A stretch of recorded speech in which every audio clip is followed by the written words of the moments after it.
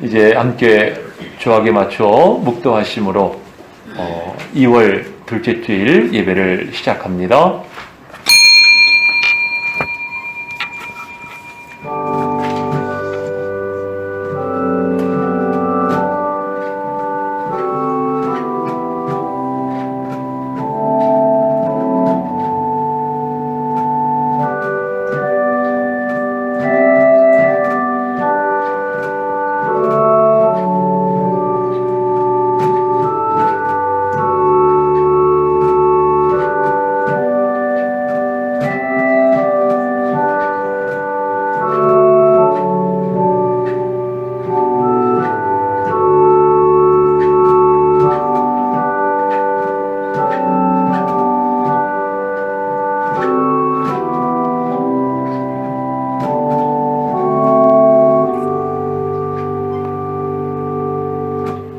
지난 한 주간도 원근 각처에 흩어져 있던 주의 성도들 능력의 장중에 붙드시고 보호하여 주셨다가 오늘 거룩한 성일에 주의 전전에 불러 모아주시고 저희들이 기쁨과 감사함으로 하나님을 예배할 수 있도록 인도하여 주심을 감사합니다. 이 예배를 통해 주님 홀로 영광 받아 주시옵소서. 예배하는 저희의 심령 속에 하늘의 신령한 기쁨이 충만하게 하옵시고 말씀과 성령으로 인도함을 받는 저희들 다 되어지기를 원합니다. 비참한 권속들의 발걸음도 재촉하여 주시고 예배를 통해 주님과 교통하는 은혜의 시간 되어지기를 원하오며 예수님의 이름으로 감사하며 기도하옵나이다. 아멘. 우리 함께 신앙 고백하십니다. 나는 전능하신 아버지 하나님 천지의 창조주를 믿습니다. 나는 그의 유일하신 아들 우리 주 예수 그리스도를 믿습니다. 그는 성령으로 잉태되어 동정녀 마리아에게서 나시고 본디오 빌라도에게 고난을 받아 십자가에 못 박혀 죽으시고 장사한 지 사흘 만에 죽은 자 가운데서 다시 살아나셨으며 하늘에 오르시어 전능하신 아버지 하나님 우편에 앉아 계시다가 거기로부터 살아있는 자와 죽은 자를 심판하러 오십니다. 나는 성령을 믿으며 거룩한 공교회와 성도의 교제와 죄를 용서받는 것과 몸의 부활과 영생을 믿습니다. 아멘. 찬송 8장 함께 부르십니다.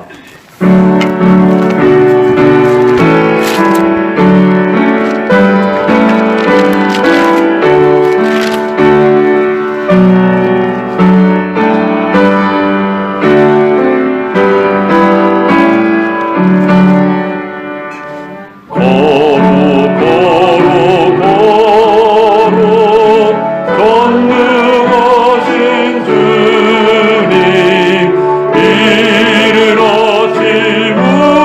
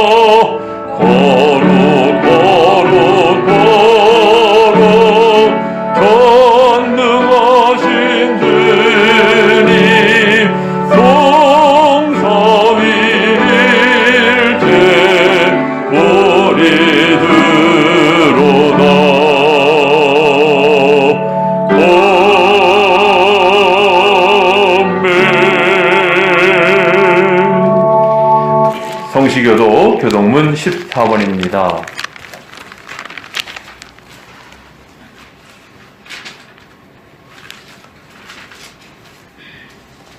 땅과 거기에 충만한 것과 세계와 그 가운데 사는 자들은 다 여호와의 것이로다. 여호와께서 그 터를 바다 위에 세우시며 강들 위에 건설하셨도다. 여호와의 산에 오를 자가 누구며 그의 거룩한 곳에 설 자가 누구인가? 곧 손이 깨끗하며 마음이 청결하며 뜻을 하늘에 의지하며 거짓 맹세하지 않는 자로다. 그는 여호와께 복을 받고 구원의 하나님께 의를 얻으리니 이는 여호와를 찾는 족속이요 야곱의 하나님의 얼굴을 바라는 자로다. 문들아 너희 머리를 들지어다. 영원한 문들아 들릴지어다. 영광의 왕이 들어가시리로다. 영광의 왕이 누구시냐? 강하고 강한 여호와시오 전쟁에 능한 여호와시오다. 문들아 너희 머리를 들지어다. 영원한 문들아 들릴지어다. 영광의 왕이 들어가시리로다. 영광의 왕이 누구시냐? 만군의 여호와께서 곧 영광의 왕이시로다. 아멘. 우리 지난 한 주간의 삶을 돌아보면서 참회의 기도 드리시겠습니다. 사랑의 주님, 저희들 이 시간도 한 주간의 삶을 돌아봅니다. 저희들 연약하고 부족하고 허물 많았던 저희 심령이었음을 고백합니다. 이 시간 예수 그리스도의 십자가의 보혈의 공로에 저희들 의지하기 원합니다. 저희들을 씻어주시고 정결케 하시고 거룩하게 하여 주시옵소서. 하나님, 저희들의 게으르고 나태함을 용서하여 주시고 또 우리 입술과 마음과 행실로 범한 모든 죄를 씻어주셔서 하나님의 거룩한 백성으로 다시 거듭나게 하시고 하나님 정결케 하시고 하나님 너는 내 것이라 인쳐주시며 하나님의 백성으로 온전케 하여 주시기를 원합니다. 이 시간 주님을 의지합니다. 말씀을 의지합니다. 하나님 저희들에게 임하여 주심으로 저희의 심령이 그리스도 의의 가운데에서 참된 평안과 만족을 누리게 하옵시고 저희들이 하나님 앞에 나아갈 때에 기쁨과 감사와 감격으로 주님을 배울 수 있기를 원합니다. 주님 영광 받으시고 함께하여 주시옵소서. 여호와는 그들의 힘이시요 그의 기름 부음 받은 자의 구원의 요새이시로다. 주의 백성을 구원하시며 주의 산업에 복을 주시고 또 그들의 목자가 되시어 영원토록 그들을 인도하소서. 아멘. 자리에 앉으시겠습니다. 312장 함께 부르시고 우리 김삼희 집사님 기도 인도하시겠습니다.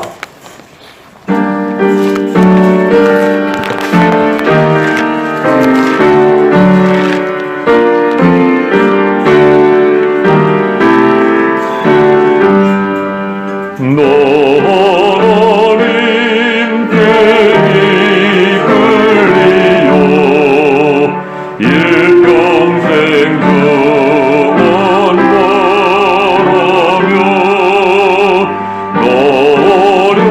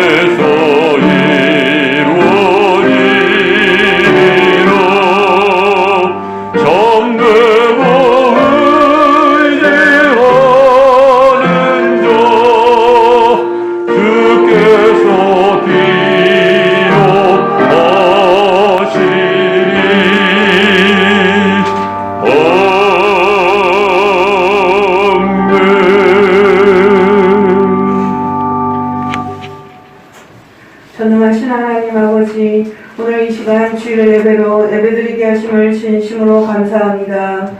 이 시간 우리의 예배 가운데 임재하여 주시고 주님 홀로 영광받아 주시옵소서.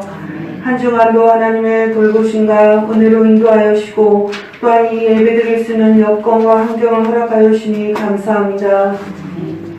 우리가 일상에서 늘 감사하지 못하고 살았음을 또한 이 시간 회개합니다.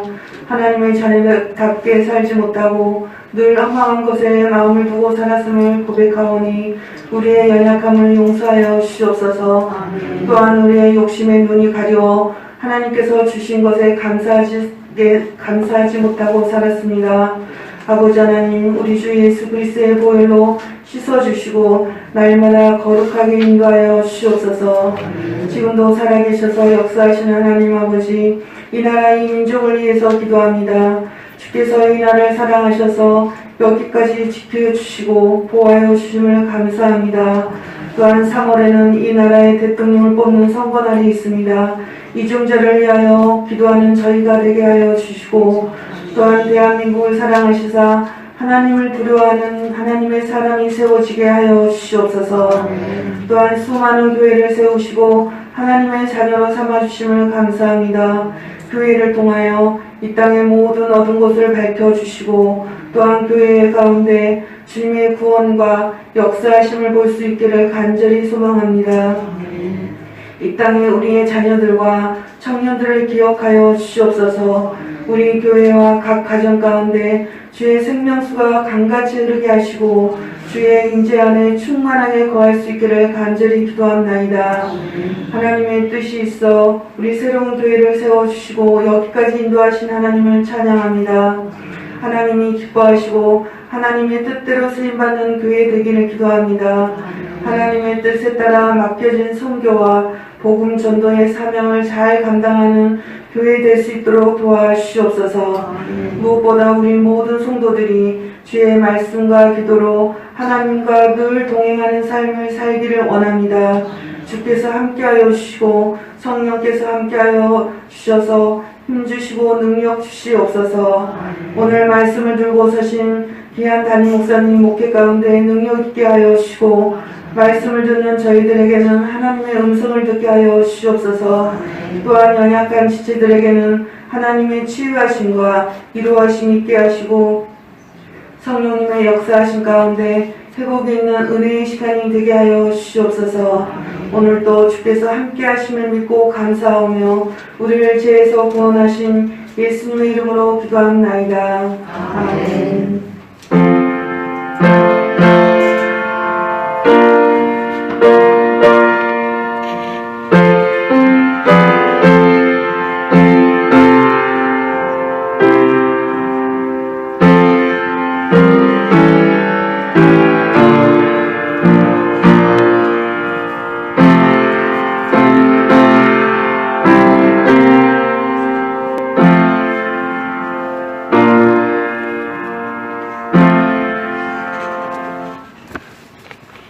오늘 우리에게 주시는 하나님 말씀 민수기 22장입니다.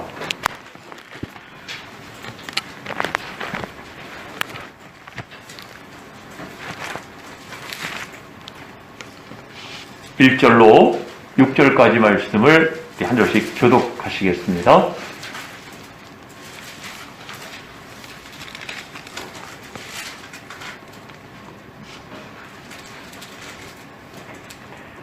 이스라엘 자손이 또 길을 떠나 모압 평지에 진을 쳤으니 요단 건너편 곧 여리고 맞은편이더라.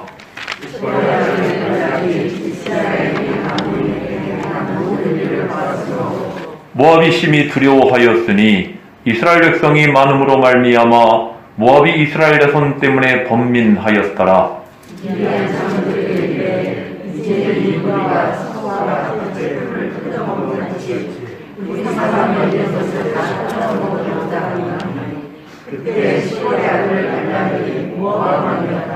그가 자신을 보올의 아들 발람의 고향인 강가 부돌에 보내어 발람을 부르게 하여 이르되 보라 한 민족이 애굽에서 나왔는데 그들이 지면에 덮여서 우리 맞은편에 거주하였고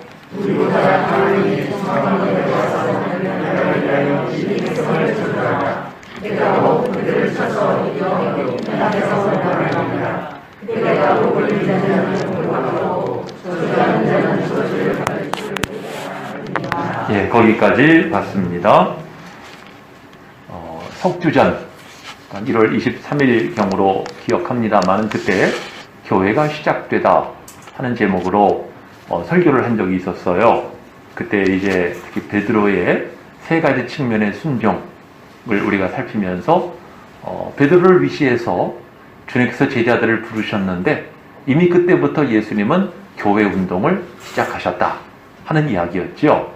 오늘 이 시간에는 교회가 이루어지다, 좀 비슷한 것 같지만 좀 다릅니다. 이런 제목으로 말씀을 전하게 되는데요.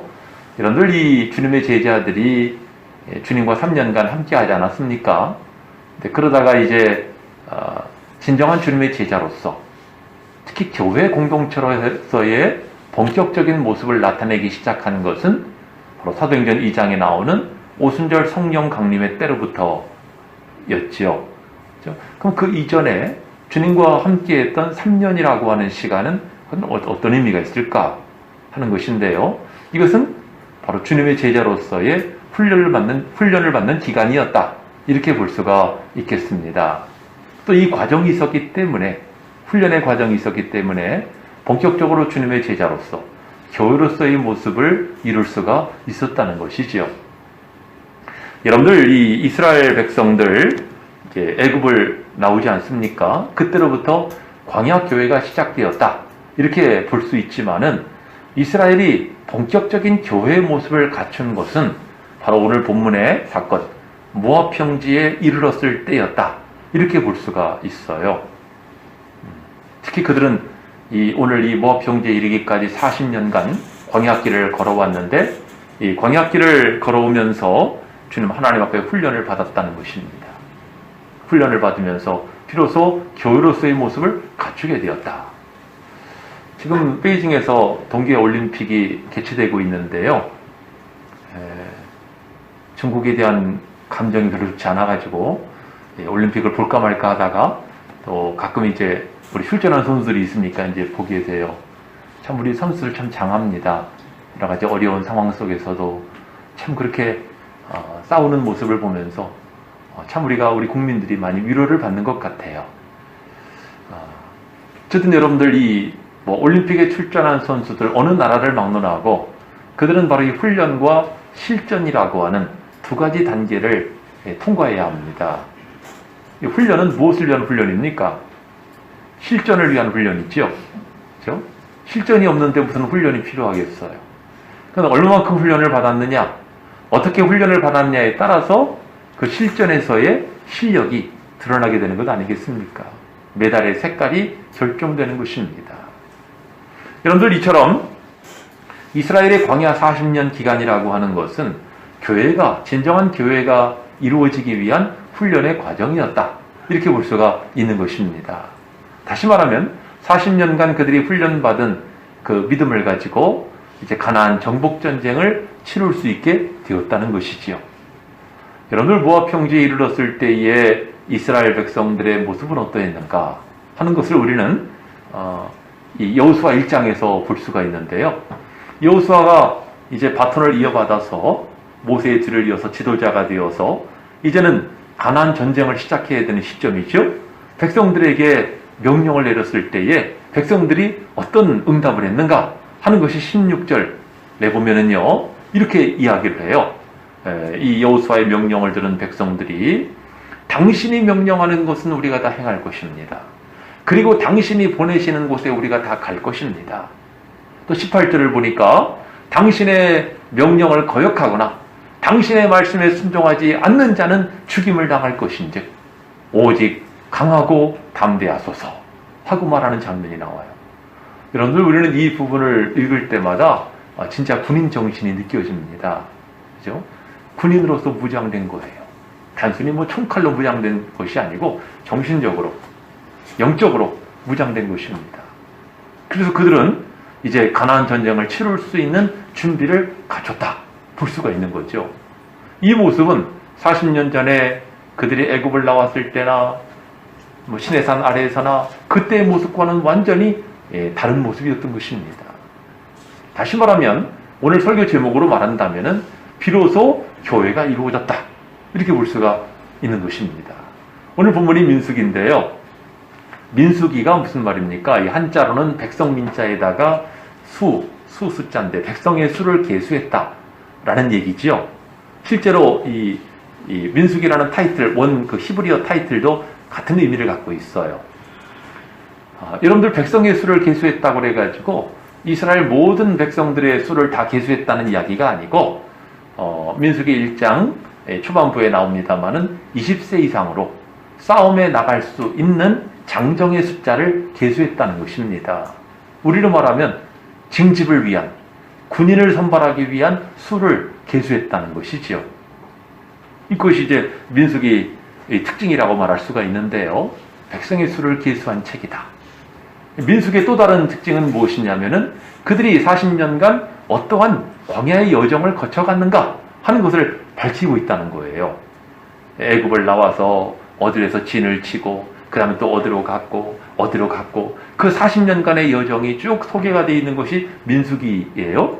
동시에 그들이 이르는 진영마다 곳마다 사건이 일어납니다. 물론 좋은 일보다는 안 좋은 일들이 많이 있었어요. 하나님을 거역하고 대항하고 반항하고 이런 일들이 많았죠. 이런 일들을 통해서 사건이 벌어지고 여기에 하나님의 재앙도 임하고 하나님의 영적인 교훈과 메시지가 그들에게 임했던 것입니다. 여러분들 오늘 본문 1절을 보시면은 뭐라고 되어 있어요? 이스라엘 자손이 또 길을 떠나 모압 평지에 진을 쳤으니 요단 건너편 곧 여리고 맞은편이더라 이렇게 시작을 합니다. 여러분들 이스라엘이 출애굽한 지 40년이 지났다는 얘기예요. 이제 이 말은 이 모압 평지라고 하는 것은 이스라엘의 광야 여정 가운데 갈 수 있는 마지막 지점을 말합니다. 이제는 끝까지 온 거예요. 종점까지 온 거예요. 더 이상 물러설 곳도 없어요. 그런데 바로 이곳에서 이스라엘은 외부 세력에 의한 시험을 겪게 되었다는 거죠. 시험을. 그 외부 세력에 대한 시험이 무엇인가? 지금 이 이스라엘이 모압 평지라고 했으니까 모압 지경 아닙니까? 이 모압 왕이 발락이라는 인물이었는데요. 이 발락이 이스라엘 진영을 보면서 크게 두려워할 수밖에 없었다는 것입니다. 왜냐하면 여러분들 이스라엘이 애굽에 나왔을 때는 오합지졸이었는데요. 그동안도 사실은 몇 번의 전쟁을 치른 적이 있어요. 먼저 이스라엘을 기습한 아말렉과 전쟁을 치루었죠. 여호수아가 장정들을 데리고 나가서 싸워서 결국 물리칩니다. 그 전쟁만 있었던 것이 아니라 그 당시에 요단 동편이라는 것은 지도상으로 놓고 보면 이 갈릴리와 사해바다를 이루는 것을 요단강이라고 하는데 요단 동쪽을 말합니다. 동쪽에 강대한 나라들이 있었어요. 그 가운데는 헤스본이라는 나라가 있었고 바산이라는 나라가 있었거든요. 근데 이 이스라엘이 결국 이 지역을 돌파해야 되기 때문에 어쩔 수 없이 그들과 전쟁을 치르게 되었는데 강대국으로 소문난 그 헤스본과 바산을 완전히 박살을 내버린 것입니다. 이스라엘이. 근데 그 소문이 삽시간에 가나안 전역으로 퍼져가게 되었어요. 가나안 거민들이 두려워하게 됩니다. 저 사람들은 누구인가? 애굽에서 애굽에서 종살에다 나온 사람들인데 어떻게 저렇게 강대국을 물리치고 저럴 수가 있단 말인가? 오늘 본문에 나오는 이 모압 왕도 두려워하게 된 것입니다. 백성들의 숫자가 많은 데다가 그들에 대한 소문이 지금 들려오고 있으니 아마 이 모압 왕은 그렇게 담대한 사람은 아니었던 것 같아요.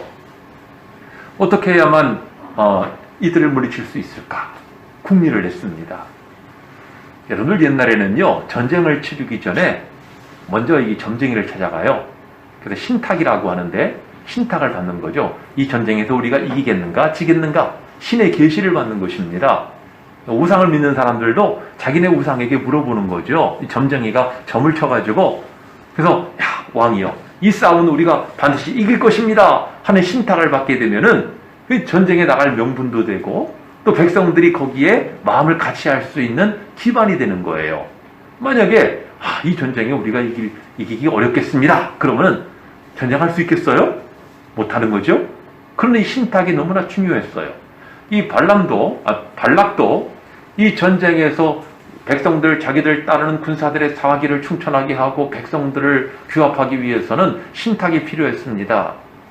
그 신탁, 그 시대 그 모압에 거주하고 있는 유명한 주술가가 바로 발람이라는 인물이었어요. 발람. 근데 발람이 얼마나 대단한 인물인가 하면은 오늘 본문에 6절에 나오죠. 그가 축복을 하면 사람들이 복을 받고 그가 저주하면 사람들이 저주를 받는 이런 신통한 능력을 갖고 있는 사람이에요.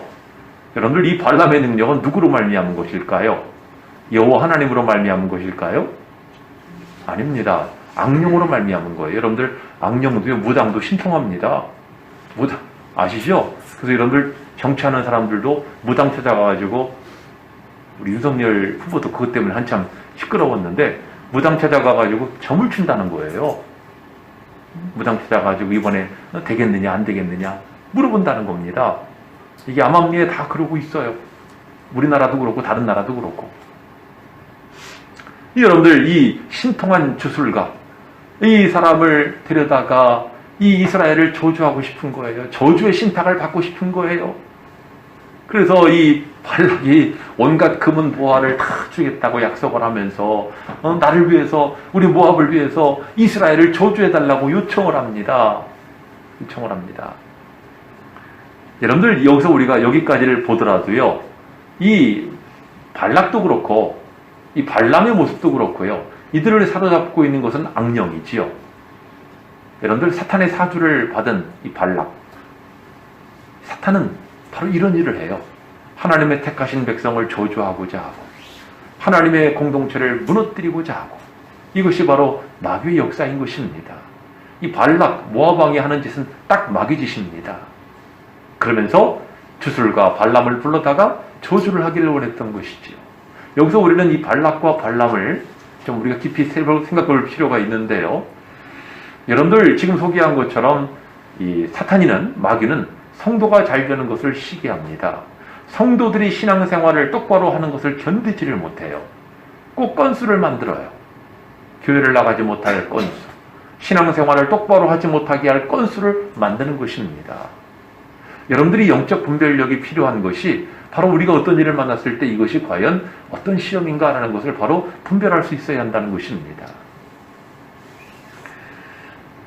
여러분들이 발락이 발람을 고용해가지고 저주가 나오도록 지금 온갖 방법을 다 획책하고 있지 않습니까? 악령에 사로잡힌 발람, 그대로 두면은 이스라엘을 저주하게 생긴 거죠. 그런데 이 발람을 막으신 이가 누구예요? 하나님이십니다. 오늘 보면 그 다음 부분을 보면은 악령이 점거하고 있는 발람을 악령보다 더 강한 성령이 그 마음을 사로잡아 버리셨어요. 그 저주를 하지 못하도록, 저주만 못하는 게 아니라 발람의 입에서 축복이 나오도록 하신 거예요. 여러분들, 가끔 이제 TV에 보면은 그 신내림 받는 사람들 얘기가 나오더라고요. 신내림을 안 받으면은 집안에 자꾸 재앙이 닥친다는 거예요. 자기도 받기 싫지만 어쩔 수 없이 신내림을 받는다는 겁니다. 그런 분들을 보면 안타까워요. 여러분, 귀신의 역사 아닙니까? 그 귀신의 역사를 뭘로 우리가 정복을 합니까? 귀신보다 더 수가 높은, 더 강력한 성령으로 그 심령을 사로잡아야 되는데, 그런 사람들이 정말 교회 나와야 돼요. 그 신내림 안 받으려면은 교회를 나와야 돼요. 당장 안 뒤집어지고 안 좋게 해야 되는 것 같지만은요, 여러분들, 귀신이 역사하는 것도 한계가 있습니다. 어느 한계를 넘어가게 되면 귀신이 손 떼요. 야, 너는 더 이상 내가 안 되겠다. 그 다음부터는 그 사람이 자유로워지고 하나님의 사람이 될 수가 있는 것입니다. 참, 그래서 안타까운 건데요. 여러분들, 이 발람의 영을 성령이 사로잡으셨어요. 그 축복을 하게 된 거예요. 이 발락이라는 모압 왕이 무려 3번에 걸쳐서, 3차례에 걸쳐서 제단을 쌓아가면서 저주를 부탁을 하고 온갖 공을 들이죠. 여러분들, 제단을 3번이나 쌓았다는 얘기는요, 우리 생각해보면 돌무더기 단을 쌓아놨구나, 이 차원이 아니에요. 거기에는 많은 짐승이 들어갑니다. 희생제물이 들어가요. 여기에 많은 투자가 돼야 되고 헌신이 돼야 되고 노력을 해야 되는 것입니다. 온갖 정성을 기울였다는 것이죠. 몇 번이나? 3번이나. 어떻게 하면 이스라엘을 저주할 수 있을까? 여러분들, 마귀는 집요합니다. 끝까지 우리를 저주하기를 원하고 끝까지 주의 백성을 참소하는 존재가 사탄 마귀인 것입니다. 여러분들, 이 발람이 저주를 할 수가 없는 거예요. 하나님의 영이 그를 사로잡으시니까 축복이 나오는 것입니다. 이스라엘은 복을 받은 자라고 오히려 축복의 말을 하는 거예요.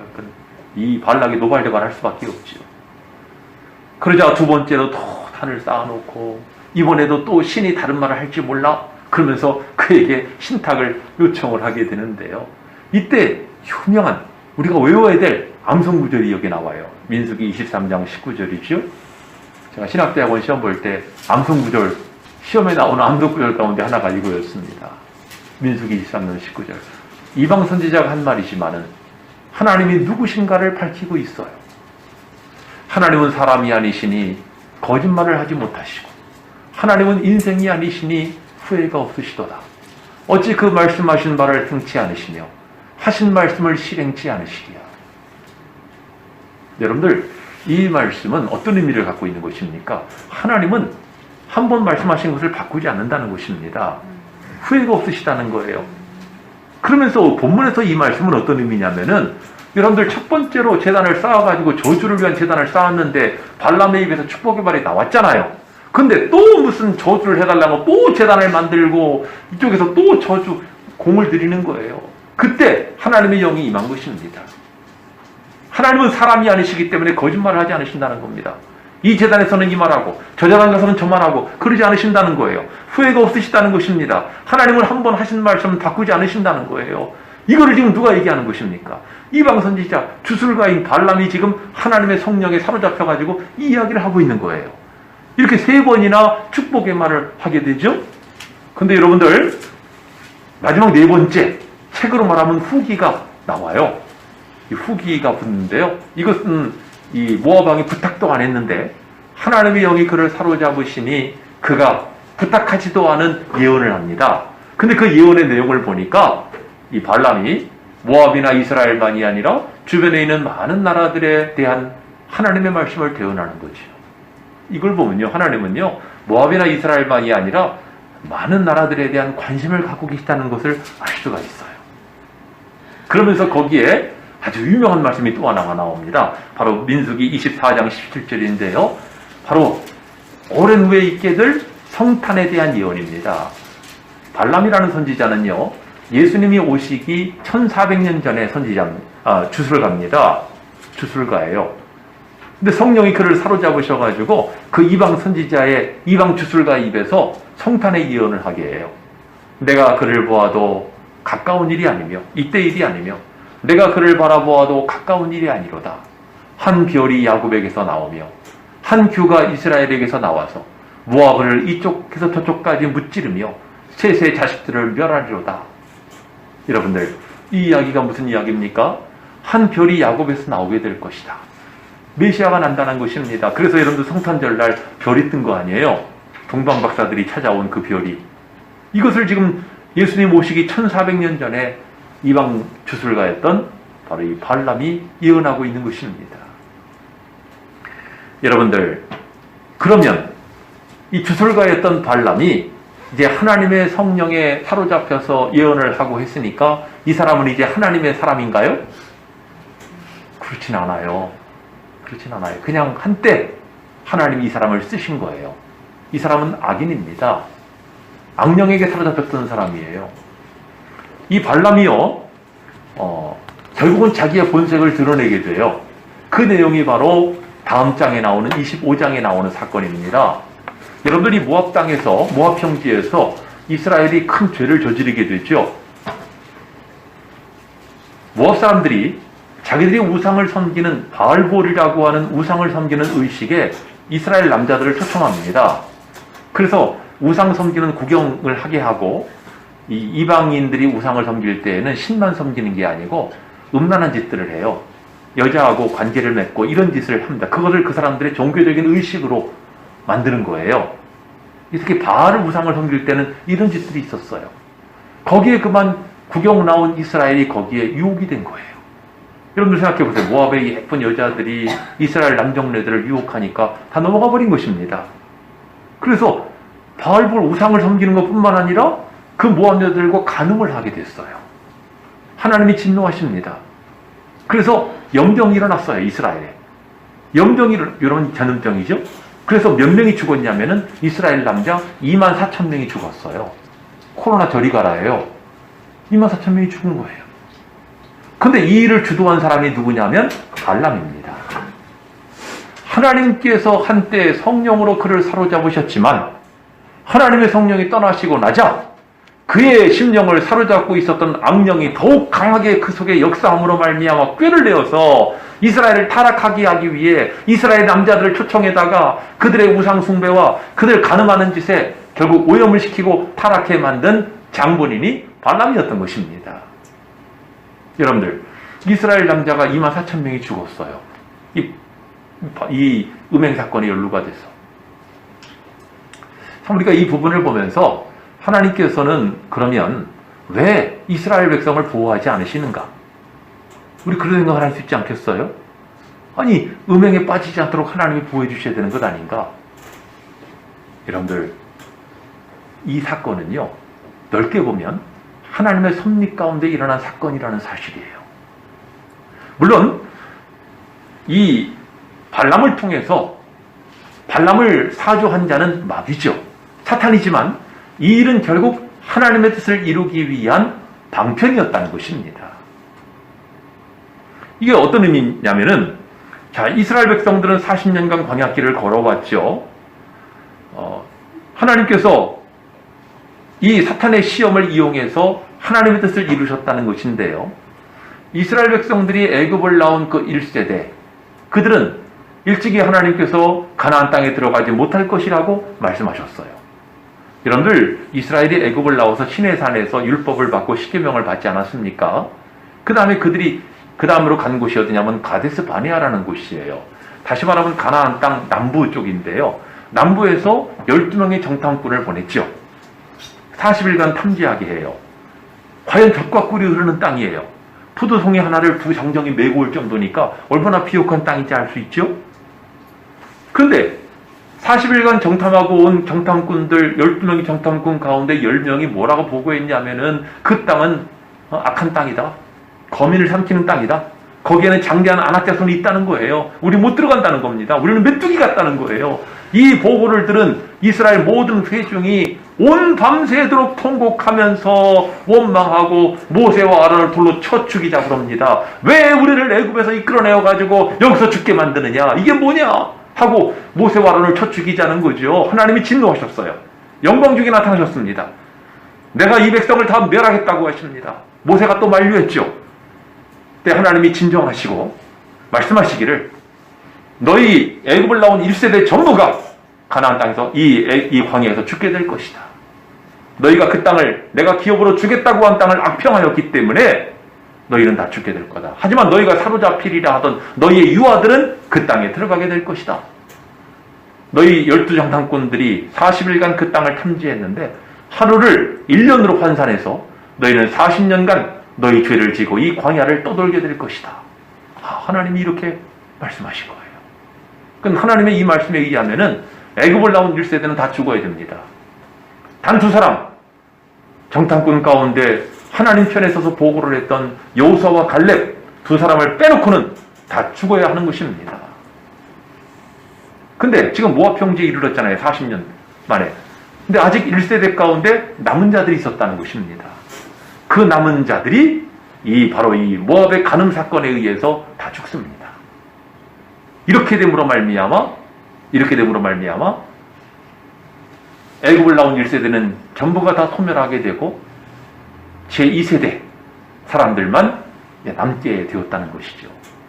여러분들, 그것이 민수기 26장 63절로 65절에 나오는데요. 우리 한번 같이 교도가지고 화면 좀 보시면은, 제가 63절 있습니다. 이는 모세와 제사장 엘르아살이 계수한 자라. 그들이 여리고 맞은편 요단가 모압 평지에서 이스라엘 자손을 계수한 중에는 64절 모세와 제사장 아론이 시내 광야에서 계수한 이스라엘 자손은 사람으로 조심히 받았으니 다 같이, 이는 여호와께서 그들에게 대하여 말씀하시기를 그들이 반드시 광야에서 죽으리라 하셨습니다.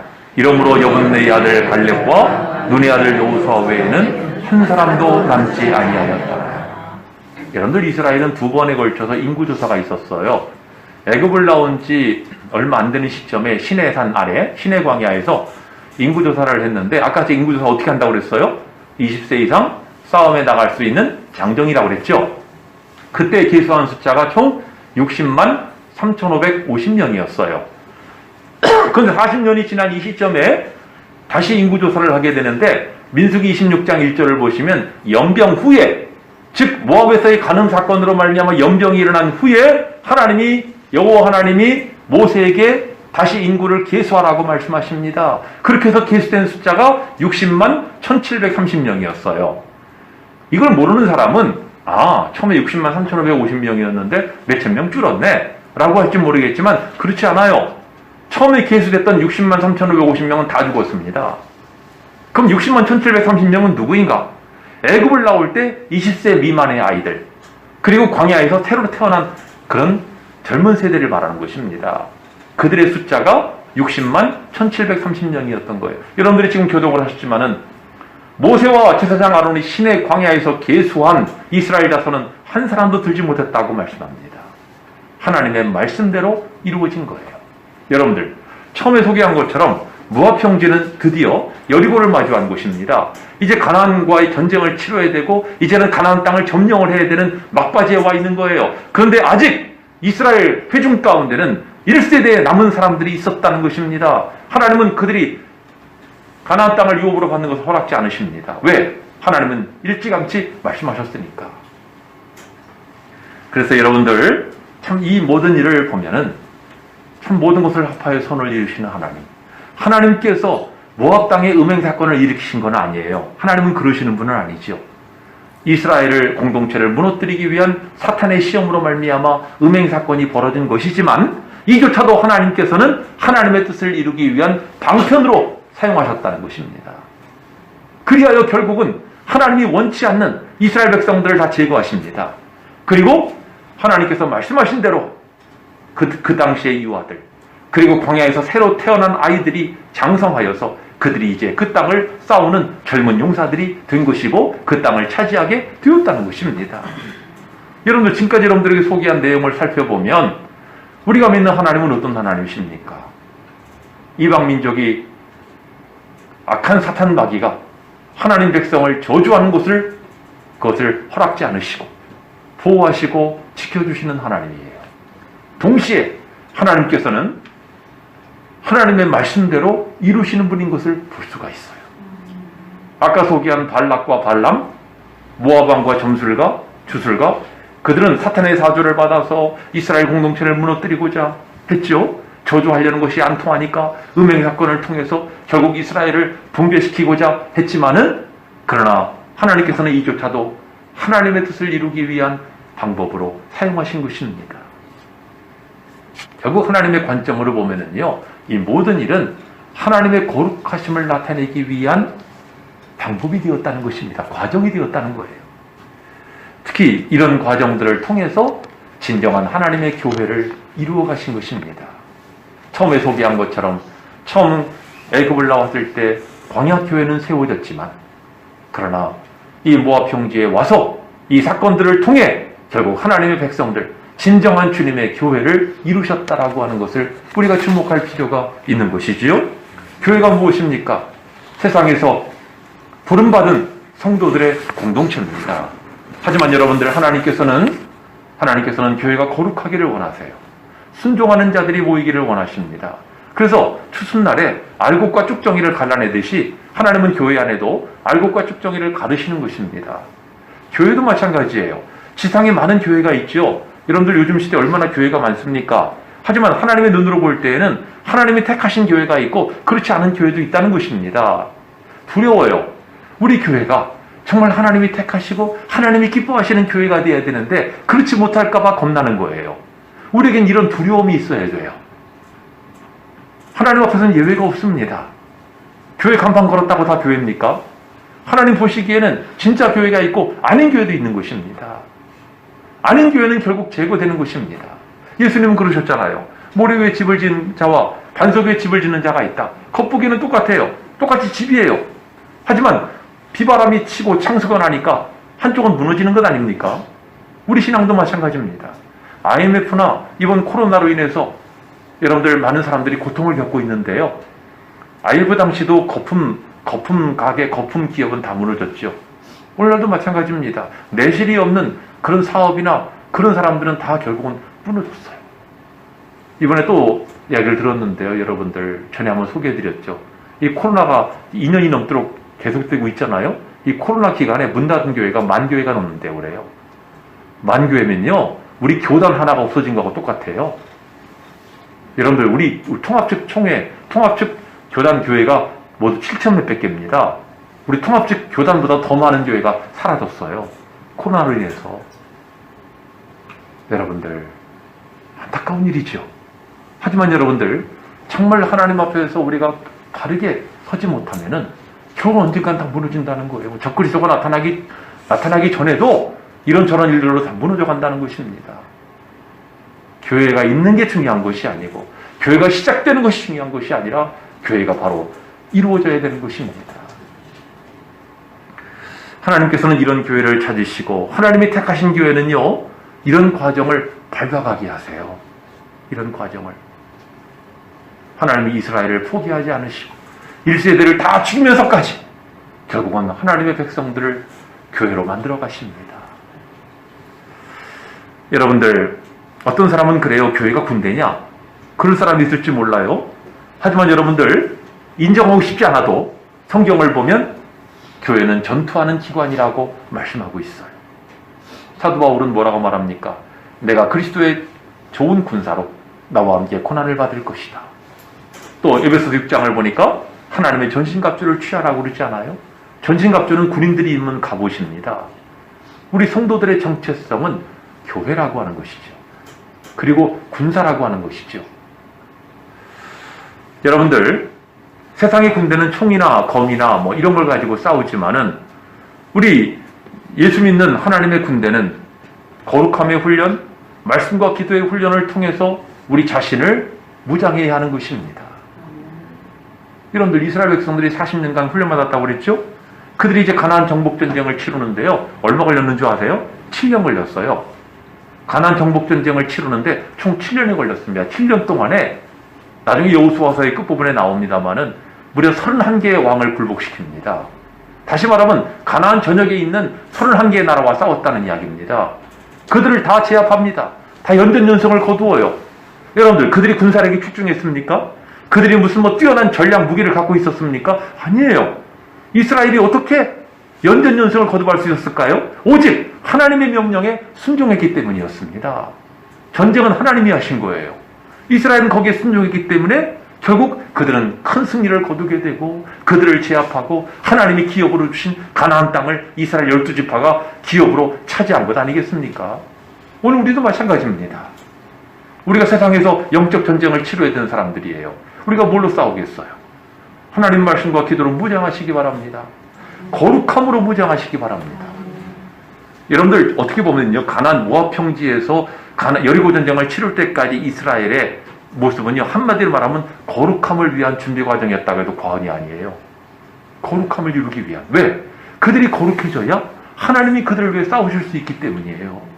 오늘 이 시대도 마찬가지입니다. 어떤 사람이 쓰임을 받느냐? 많이 배운 사람? 잘난 사람? 아니에요.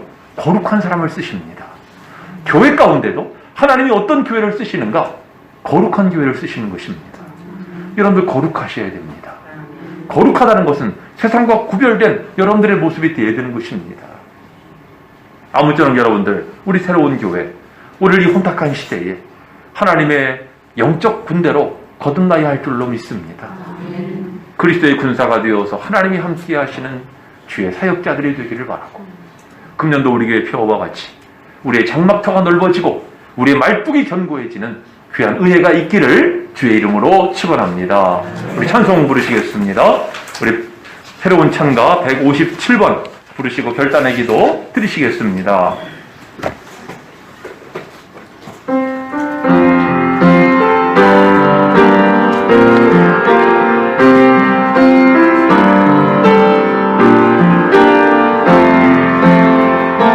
진정한 예배가 숨쉬는 교회, 주님이 주인 되시는 교회, 믿음의 기도가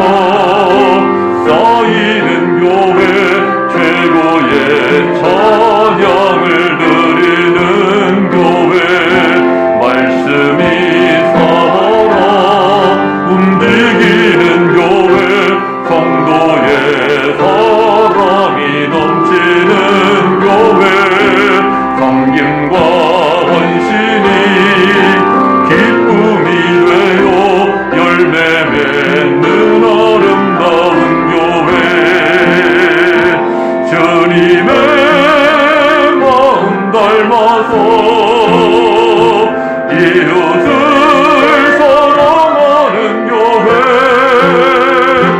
주님의 영광을 위해서 빛 대신 주님 전하는 교회 주께서 불꽃이 활짝 피어라 날마다 사랑에 빠지는 교회 주께서 사랑하는 우리 교회가 이런 교회 되게 하소서. 우리 말씀을 이어가시면서 결단의 기도 드리시겠습니다. 사랑하시는 우리 아버지 하나님, 이 고난하고 어지러운 시대에 하나님께서는 교회를 세우시고 교회를 통해서 하나님의 역사를 이루어 가시는 줄로 믿사옵나이다. 참 소망이 없는 이런 시대 속에서 과연 우리가 무엇을 바라보고 살아야 할 것입니까? 저희들에게 자원하는 마음을 주시고 오늘 말씀과 같이 교회가 시작되는 것만이 아니라 진정한 교회가 이루어지는 저희들 되어지기를 원하옵나이다. 하나님 거룩한 교회, 말씀과 기도가 살아있는 주님의 교회가 되게 하옵시고 하나님이 쓰실 수 있는 교회, 하나님이 함께 하시는 교회, 진정으로 장막터가 넓어지고 말뚝이 견고해지는 우리 새로운 교회가 되게 하여 주시옵소서. 우리 아버지 하나님 저희들에게 차원하는 마음을 주시고 하나님 저희들에게 연단된 믿음을 가지고 그리스도의 군사 정신을 가지고 이 시대를 넉넉히 감당할 수 있는 하나님의 사람들 되게 하옵시고 순종함으로 말미암아 또 하나님의 뜻을 앞세움으로 말미암아 하나님 우선으로 삶으로 말미암아 우리의 신앙이 날마다 새로워지게 하여 주시옵소서. 이 시간도 우리 가운데 역사하시는 하나님을 찬양합니다. 우리와 함께 하시는 하나님을 기대합니다.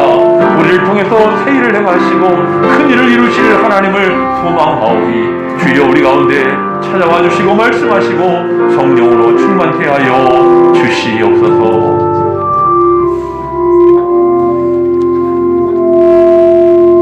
하나님께서는 이스라엘 공동체가 진정한 하나님의 교회가 되기를 원하셨습니다. 모든 부정한 것을 제거하고 하나님 명령에 순종하는 백성들, 거룩한 백성들, 오직 하나님의 명령에 살고 죽고자 하는 진정한 하나님의 군사들이 되기를 원하신 줄로 믿사옵나이다. 그리고 모압 평지에서 이 모든 과정을 통해 진정한 하나님의 군사로 그들을 만들어 가신 것을 저희들이 깨닫습니다.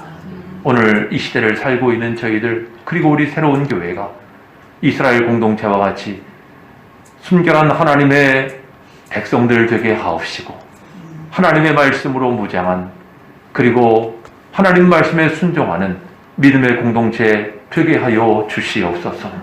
저희의 삶이 복되게 하시고 하나님과 동행하고 동역하는 각 사람의 심령들이 다 되어지기를 바라오며 예수님의 이름으로 감사하고 기도하옵나이다. 아멘. 317장 1절 3절 5절 부르시면서 봉헌하시겠습니다.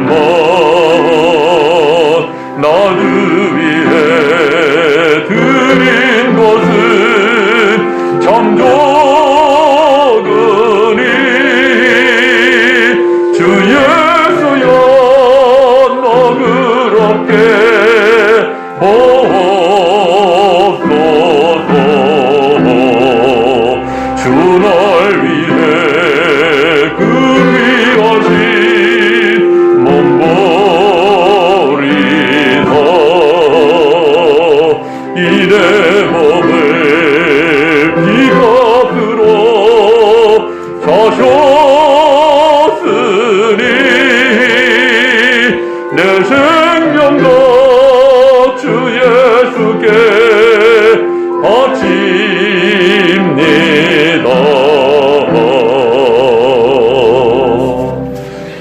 예배단에 드리신 예물 소개합니다. 여러분들이 11조, 또 주정헌금, 또 건축헌금, 선교헌금 드리셨습니다. 예, 감사헌금, 저희의 모든 형편을 아시고 돌보시는 주님께 감사합니다. 어지러운 세상 가운데 더욱 주님만 바라보며 나아가게 하옵소서. 박병태 집사님, 김영주 집사님 들으셨습니다. 기도하시겠습니다. 사시고 참되신 하나님, 자기 백성을 택하시고 교회를 시작하시며 제사장 교회, 제사장 성도를 이루시고 신앙의 성장을 이루게 하시고 마침내 교회가 이루어지게 하시는 주님이신 줄로 믿사옵나이다. 주님께서 주신 은혜를 기억하고 이 시간 감사하는 마음으로 여러 가지 명목의 예물을 주 앞에 드리옵나이다. 이 예물이 하나님의 나라와 교회를 위하여 귀하게 쓰여지게 하시고 예물 드린 심령들마다 강건하게 하옵시고 영육간에 강건한 복을 허락하여 주시옵시고 저희들의 생업이 번창하고 저희의 가정이 평안하고 무엇보다 영적으로 날마다 새로워지고 성장하는 저희들 다 되게 하여 주시옵소서. 저희가 마음으로 비옵는 간절한 기도의 제목들 주 앞에 연락되게 하옵시고 저희 손으로 하는 범사가 복되게 하옵시며 악한 원수마귀가 일점 틈타지 못하도록 저주하지 못하도록 하나님 주의 성도들의 산업과 가정을 굳게 지켜 주시옵소서. 하나님 믿음으로 승리하는 주의 권속들 되게 하옵시고 하나님 잘 준비된 그리스도의 군사가 되어서 하나님을 기쁘시게 하며 하나님의 역사를 힘있게 감당하는 저희들 다 되어지기를 원합니다. 몸된 교회를 위해서 이 모양 저 모양으로 헌신하고 수고하는 수고의 손길들을 기억하여 주시옵시고 저희의 수고를 통해 하나님 나라가 확장되게 하옵시고 하나님의 역사가 더욱 광대하게 하여 주시옵소서. 육신의 질병으로 고통받는 지체가 있습니다. 불쌍히 여겨 주시옵시고 아버지 하나님 십자가에 피 흘리신 손으로 오르만져 주셔서 모든 질병이 물러가게 하옵시고 건강한 몸으로 하나님께 영광 돌리는 저희들 다 되게 하여 주시옵소서. 이 모든 각양 예물들 헌신의 제물들 우리 주님 기쁘게 연락하시고 복 주심을 믿사오며 예수 그리스도의 이름으로 축복하며 기도하옵나이다. 아멘. 교회 소식 말씀드립니다. 예, 제 제자훈련 1기 3과정 재개를 위해 아까 1배를 끝난 다음에 모임을 가졌습니다. 3월부터 일단 제자훈련 1기 남은 과정을 좀 하고요. 그러면서 상황을 봐서 2기 모집을 하도록 하겠습니다. 2부 예배 끝나고 남선교회 원례회가 있습니다. 여러분들 들어오실 때 미리 기명하신 분도 계십니다만은 이제 우리 교회가 설립이 된 지 1년이 되어가기 때문에 노예 가입을 할 수가 있게 됩니다.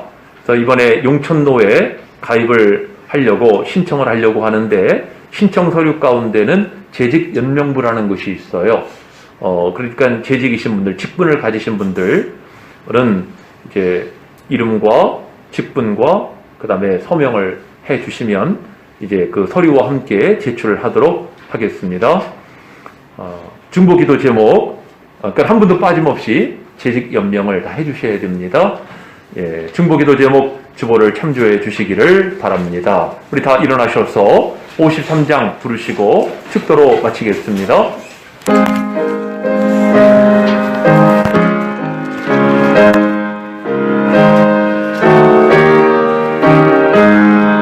성전을 떠나가기 전 머리를 숙일 때 주께서 함께 계시고 복 내려 주소서.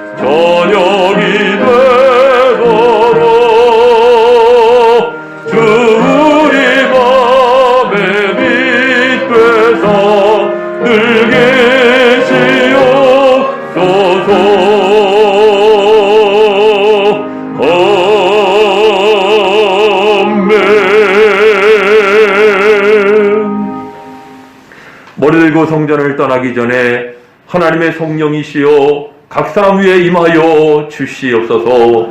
지금 우리 예수 그리스도의 십자가 구속의 크신 은혜와 우리 아버지 하나님의 무한하신 사랑과 성령님의 감화 감동 교통 충만하심이 교회가 이루어지며 거룩한 성도 되기를 소망하고 결단하는 이 자리에 함께한 모든 주의 권속들 가운데 지금부터 영원토록 함께 하옵시기를 간절히 축원하옵나이다.